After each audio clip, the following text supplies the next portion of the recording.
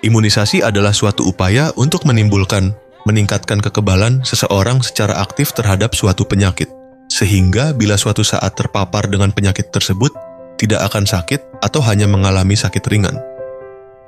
Penyakit tersebut dikenal sebagai penyakit-penyakit yang dapat dicegah dengan imunisasi atau PD3I.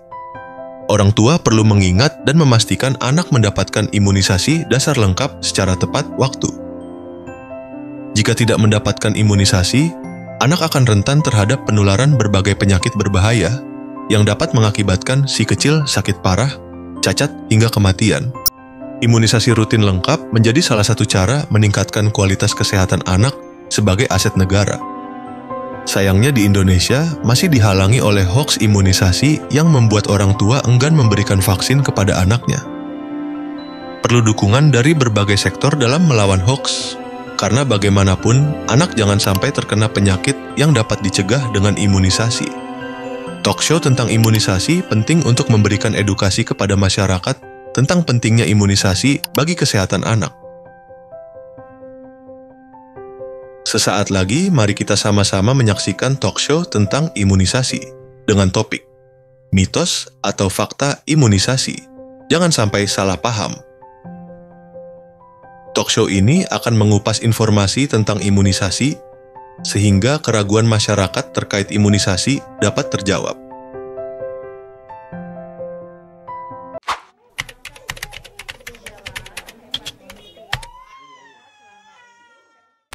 Topik yang akan kami angkat dalam talkshow ini yaitu mitos atau fakta imunisasi, jangan sampai salah paham. Sudah ada di saat ini bersama dengan saya narasumber. Yang pertama di sini Dr. Maria Warwe, SPA. Beliau ini selaku dokter spesialis anak. Selamat datang Ibu Dokter. Terima kasih. Dan juga sudah ada di sini Ibu Dr. Nurmawati, beliau sebagai perwakilan pemerintah Provinsi Papua Barat dari Dinas Kesehatan tentunya. Selamat datang di sini, Dok. Iya, terima kasih. Selamat berjumpa, Ibu. Iya.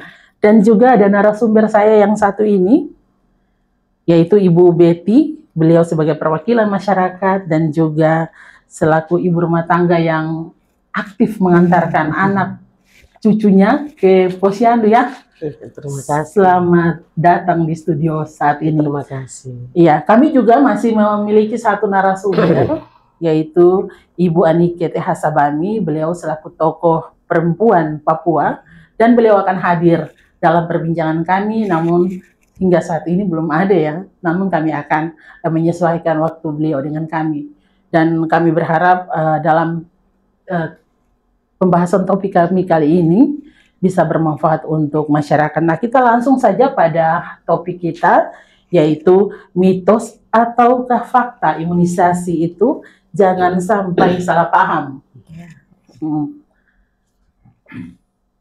Untuk mitos atau faktakah imunisasi ini, topik kita jangan sampai salah paham. Pertanyaan saya pertama ini langsung ke Ibu Dokter Maria ya.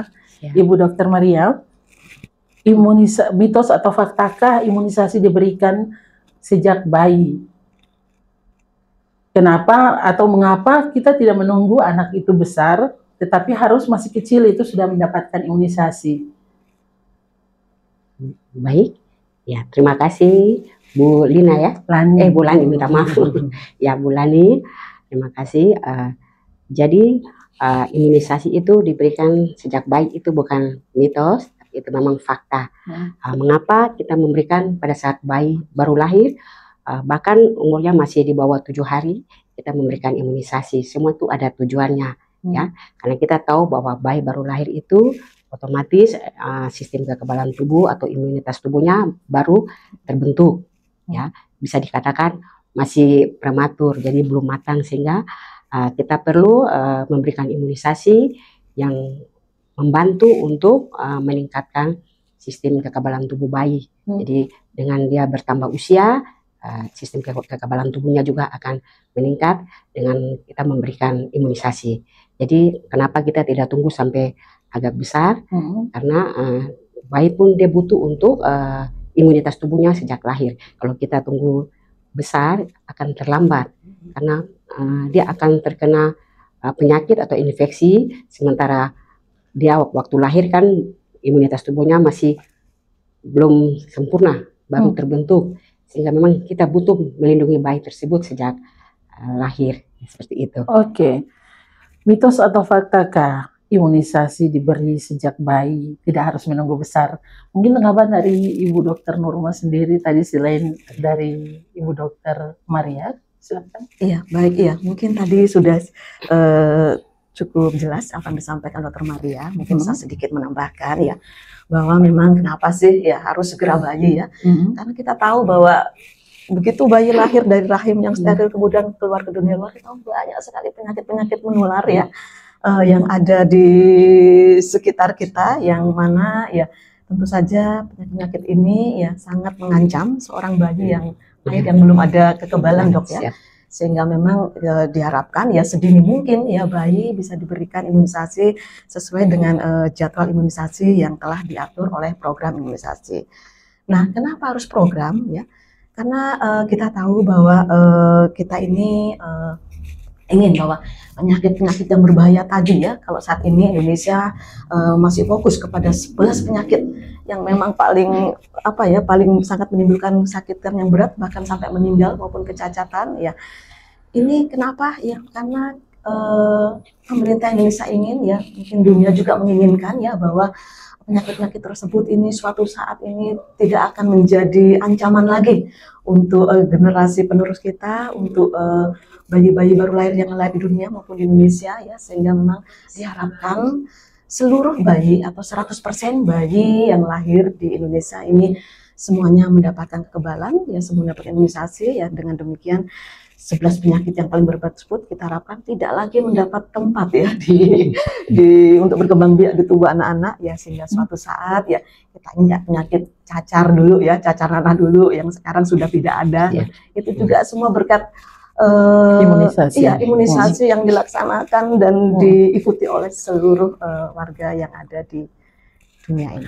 Iya, baik Dokter Nurma, terima kasih penjelasannya. Mitos atau faktakah usia anak 1 tahun sudah tidak perlu lagi ke posyandu, Dokter Nurma? Oh iya, nah ini dia. Saat ini orang masih ke posyandu karena mau suntik ya, padahal mereka tidak tahu di posyandu itu ada beberapa kegiatan ya, khususnya untuk selain imunisasi juga memantau tumbuh kembang ya, dan juga di situ ada edukasi-edukasi untuk menjaga kesehatan ya. Sementara di program imunisasi ya, memang kalau dulu ya mungkin 10 tahun yang lalu imunisasi hanya sampai 9 bulan, tapi seiring dengan berkembangnya kajian-kajian, analisa terkait penyakit-penyakit yang diderita oleh bayi dan balita ya, maka sekarang paket pemberian kekebalan ini masih tetap dilanjutkan ya sampai balita, bahkan sampai usia anak sekolah ya. Dengan demikian ya, tolong ya yang usia 1 tahun ini masih tetap harus ikut ya.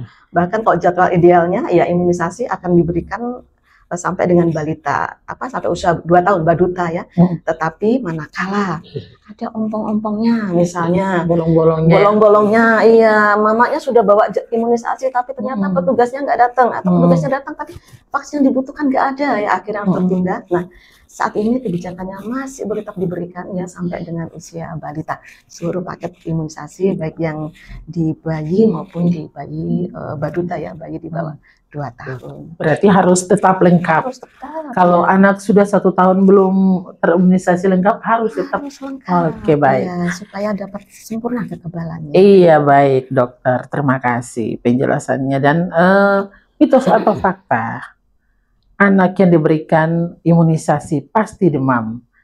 Ya, ini mungkin langsung juga Ibu Dokter, masih ke Dokter Nurma ini sama Ibu Dokter Maria, tapi duluan Ibu Dokter Maria silakan. Siap. Terima kasih Bu Lani ya.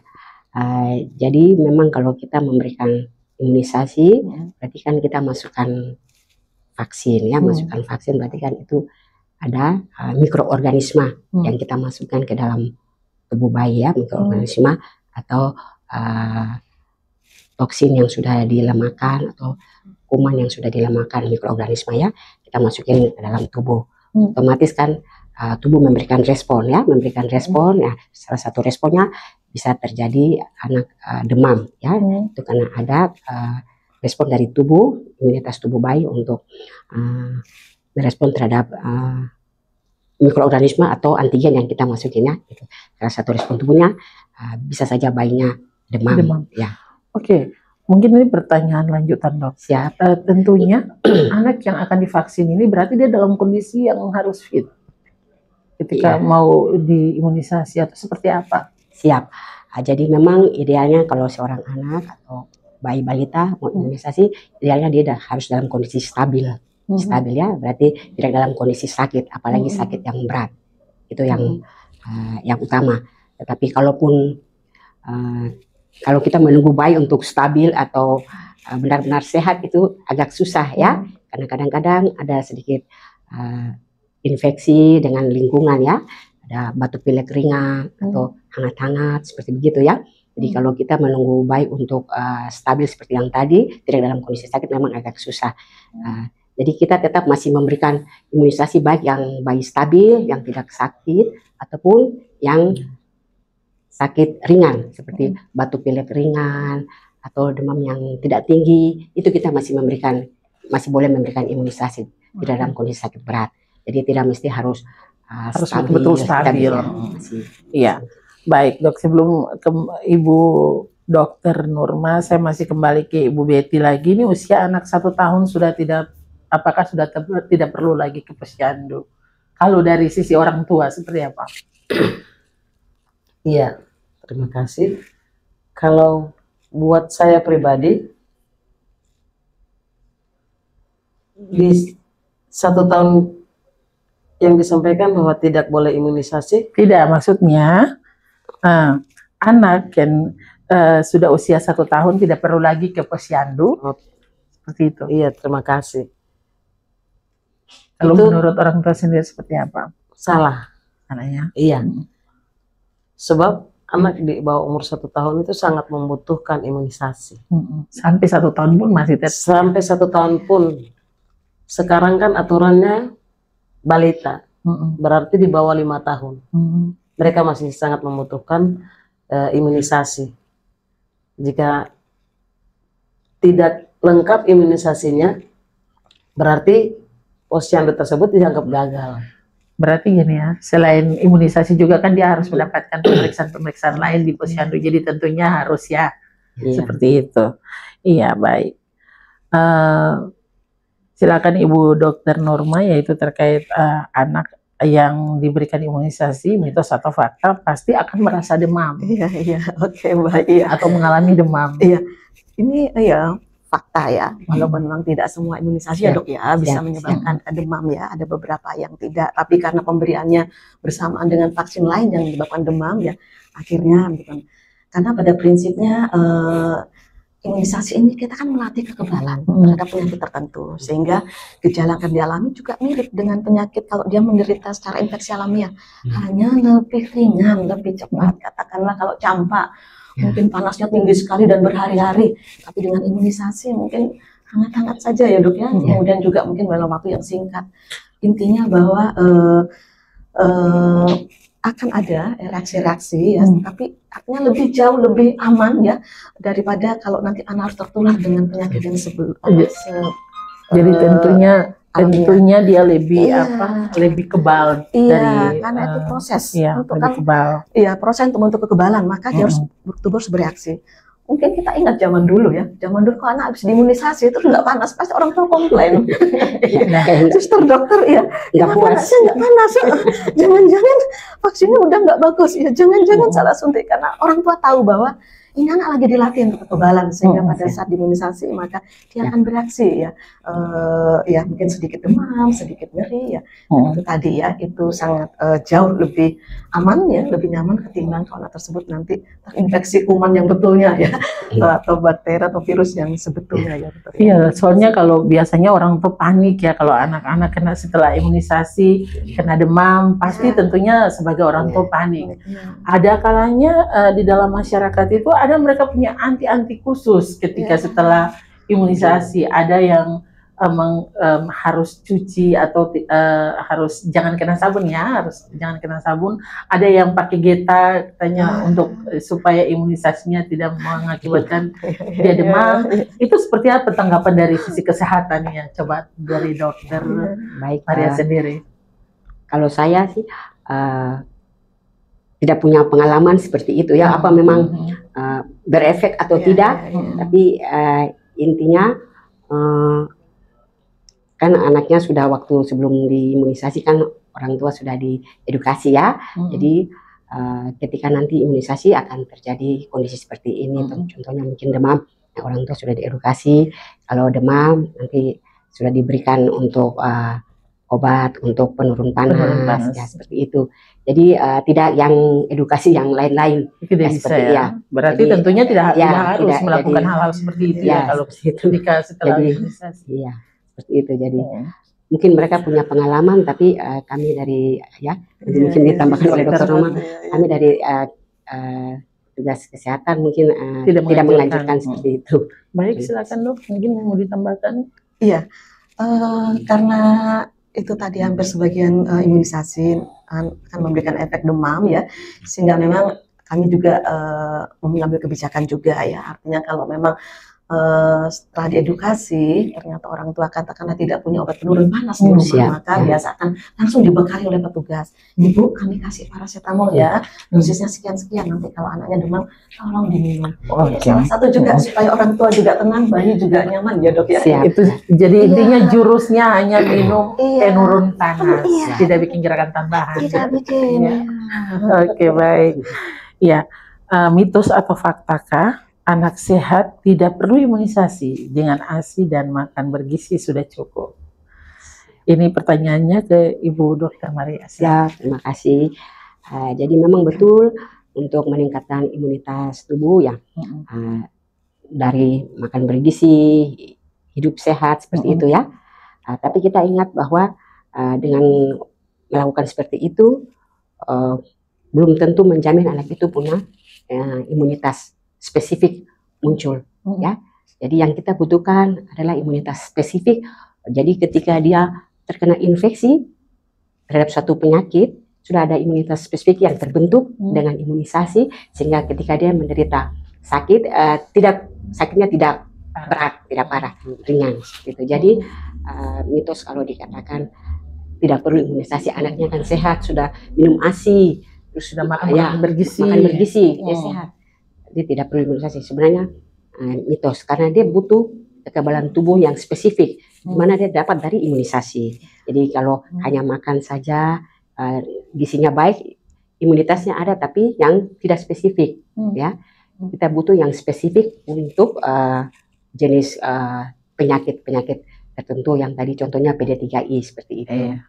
Dari sisi orang tua sendiri seperti apa ketika anak merasa anak saya sehat, kok ngapain saya bawa dia ke imunisasi? Silakan, Maria. Kalau orang tua menganggap imunisasi itu tidak terlalu penting karena mungkin anaknya di rumah sudah diberikan makan yang cukup, kemudian gizinya terpenuhi. Iya, terima kasih. Kalau buat saya sendiri, itu tanggapan yang salah. Tanggapan yang salah dalam arti, sekalipun kita memberikan makan yang cukup, pakai yang cukup, namun ketika anak itu pribadi tidak mendapatkan kekebalan tubuh, maka sia-sialah kita sebagai orang tua punya usaha untuk mendidik atau membina anak tersebut. Pertumbuhan anaknya. Pertumbuhan anak, kekebalan tubuh dari anak sendiri ya. Iya. Mungkin dari Dokter Nurma sedikit tambahan. Oh iya, mungkin ini saya memberikan contoh saja ya, kenapa sih yang dikatakan kekebalan spesifik ya.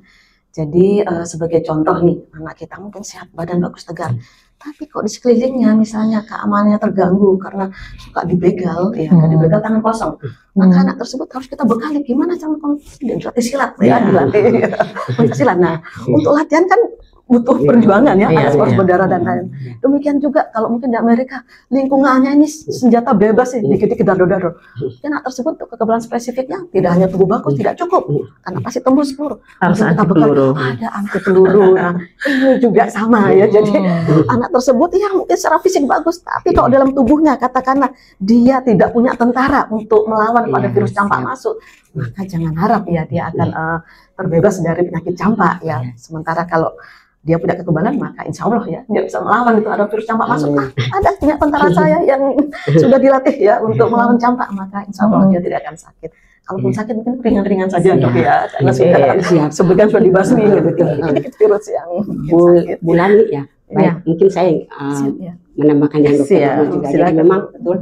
Jadi untuk seorang itu menjadi sakit atau terkena infeksi kan kita harus ingat ada 3 hal ya, ya host atau penjamu atau orang yang akan diserang oleh penyakit itu. Kedua lingkungan dan ketiga agen-agen atau mikroorganisme yang akan masuk ke dalam tubuh seseorang itu. Jadi salah satunya bagaimana penjamu atau host itu dia akan kuat ya. Kuat. Jadi itu kalau ada ketidakseimbangan, ada yang tinggi misalnya agennya mikroorganismenya banyak ya. Sementara yang host atau penjamu yang atau yang akan diserang penyakit dia daya tahannya tidak stabil atau turun, dia akan mudah terkena infeksi. Bagaimana supaya daya tahan kekebalan tubuhnya baik? Berarti dengan melakukan imunisasi seperti itu. Jadi tentunya imunisasi sangat penting juga ya. Siap. Selain gizi, selain anak itu sehat, tetapi imunisasi harus. Siap, Ya. harus. Oke, pemberian mitos atau faktakah pemberian imunisasi diberikan dengan cara suntik dan tetes? Untuk siapa? Ibu Dokter Norma bisa? Siap. Ibu. Silakan. Fakta, karena saat ini untuk program imunisasi Indonesia, ya kita ada imunisasi yang tetes, yaitu untuk polio tetes dan juga untuk rotavirus untuk mencegah diare. Kemudian yang lainnya kita berikan secara suntik. Ya. Jadi tetap suntik dan tetes ya. Iya, tetap siap. Berarti itu fakta. Siap. Ya, fakta. Silakan Ibu. Jadi betul yang dikatakan Dr. Norma. Jadi kenapa ada cara pemberian imunisasi dengan tetes atau dengan suntikan semua sudah melalui uji atau penelitian. Jadi memang ada vaksin-vaksin tertentu yang memang dia lebih dominan diberikan lewat tetes. Jadi kerjanya lokal ya. Ada yang kerjanya sistemik ya. Jadi itu yang sudah lewat penelitian. Jadi vaksin ini lebih efektif diberikan oral, vaksin ini lebih efektif diberikan suntik. Jadi memang dua-dua diperlukan karena masing-masing punya efek dan manfaat. Oke. Kalau dari orang tua sendiri mungkin anaknya waktu dapat imunisasi, apakah melalui suntik atau tetes? Dua-duanya kah hanya satu saja? Dua-duanya. Berarti tentunya itu memang sudah berlaku ya sejak dulu ya. Ya, kenapa harus disuntik dan ditetes? Mengapa itu harus seperti itu? Kemudian bagaimana nanti dampaknya? Yang suntik tersendiri dengan yang tetes tersendiri seperti apa? Ibu Dokter Maria. Baik, tadi seperti saya jelaskan, ya masing-masing vaksin baik mau tetes maupun injeksi atau suntikan, mereka punya efek kekebalan tetap ada ya, kekebalan tetap ada imunitas. Jadi mereka semua akan meningkatkan atau menimbulkan imunitas spesifik terhadap penyakit yang tadi yang dapat dicegah dengan imunisasi itu. Jadi masing-masing punya efek terhadap.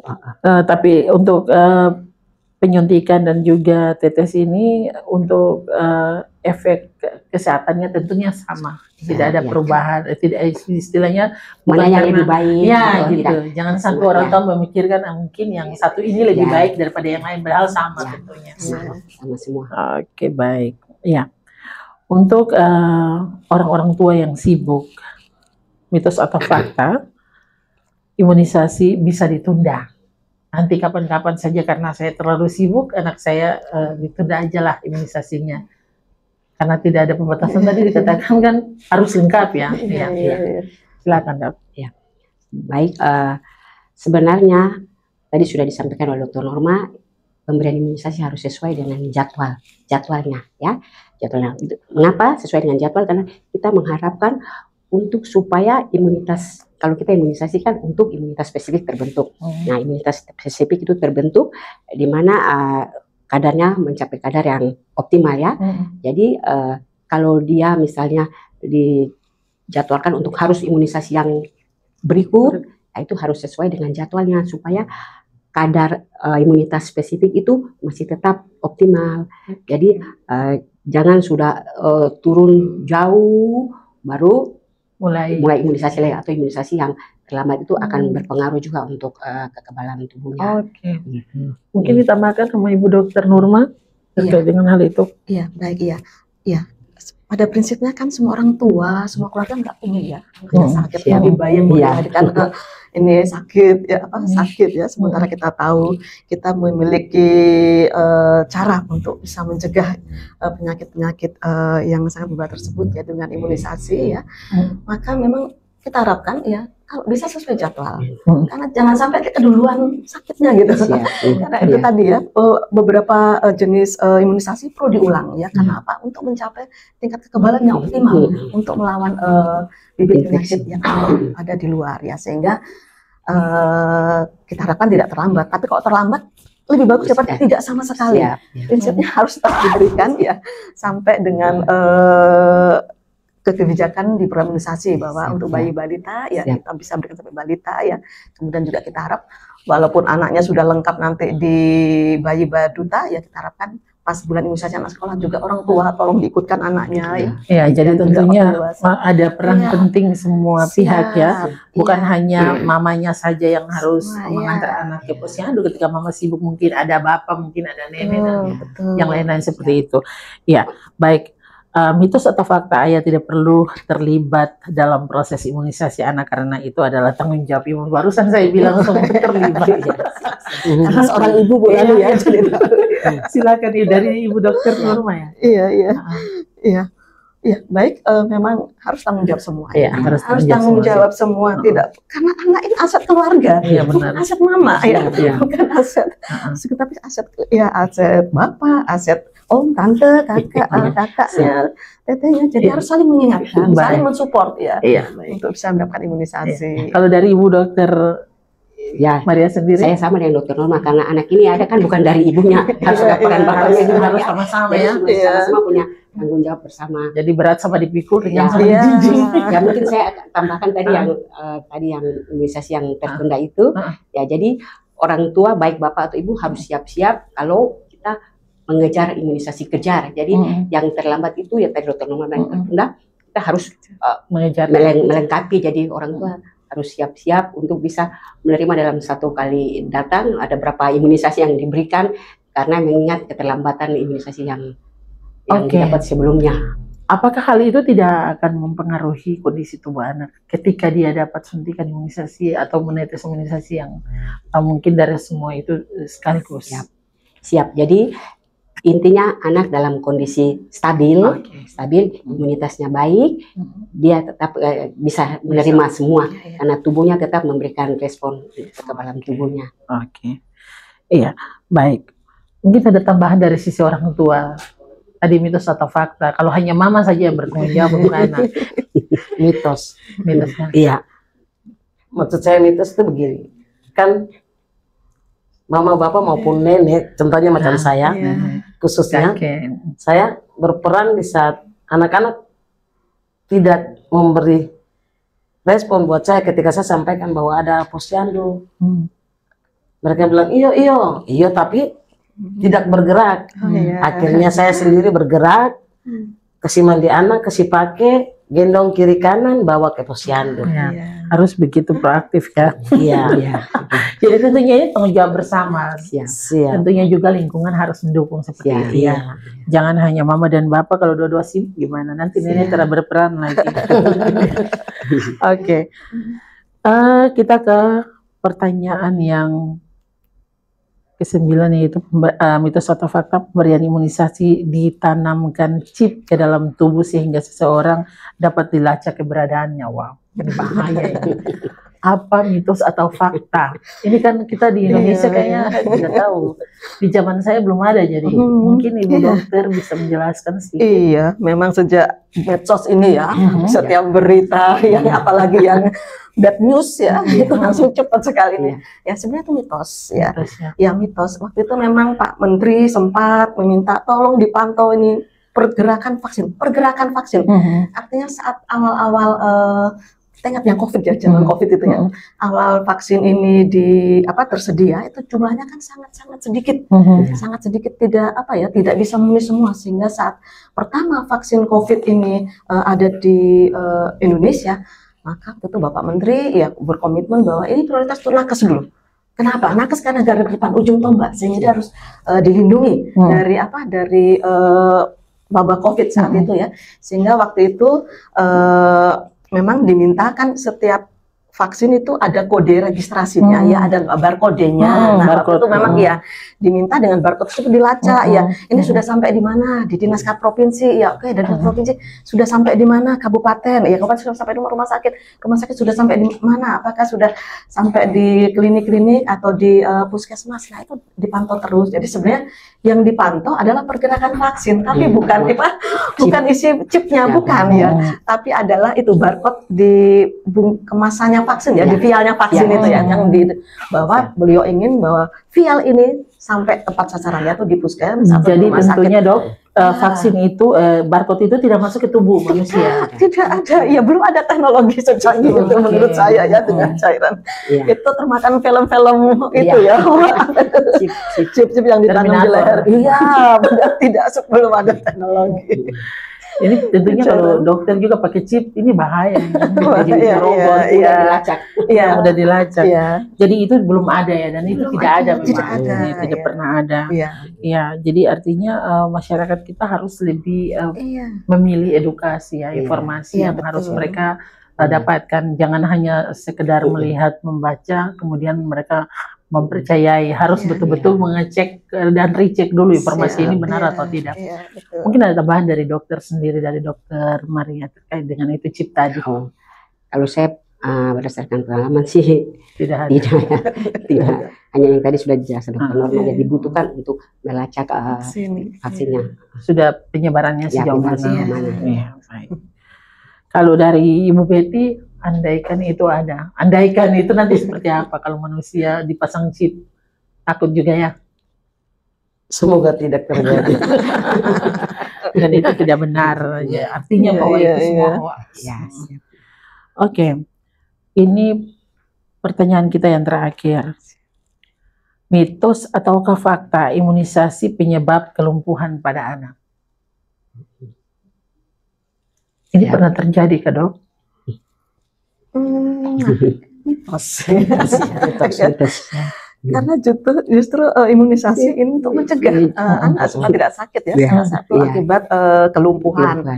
Tapi perlu diingat, nah ini ya, pada saat anak habis diimunisasi ya, terus tiba-tiba dia entah lumpuh, dia demam, dia demam yang hebat ya, maksudnya dia diare yang hebat, dan selalu yang disalahkan adalah imunisasi. Padahal ya, untuk kuman yang liar ini ya, dalam liarnya untuk masuk ke tubuh orang kemudian masuk itu sebenarnya butuh waktu ya, untuk proses ya, untuk dia harus berkembang biak dulu, kemudian jumlahnya harus cukup ya, kemudian antibodinya kalah tubuh baru dia bisa menyembuhkan sakitnya, aja butuh waktu sekitar 7 sampai 14 hari dok ya rata-rata. Nah ini nggak mungkin lah vaksin yang sedikit ditetes atau dimasukkan dalam hitungan jam langsung bisa melemahkan atau menyakitkan, ini tidak ya.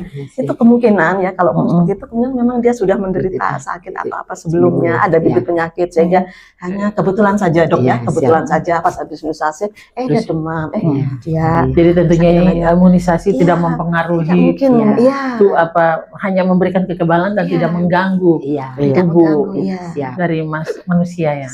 Jadi benar kata dokter Norma tadi. Mungkin anak tersebut dia sudah terinfeksi atau sudah ada penyakitnya bersamaan dengan imunisasi, jadi berdiri sendiri-sendiri, jadi tidak karena pengaruh imunisasi. Iya.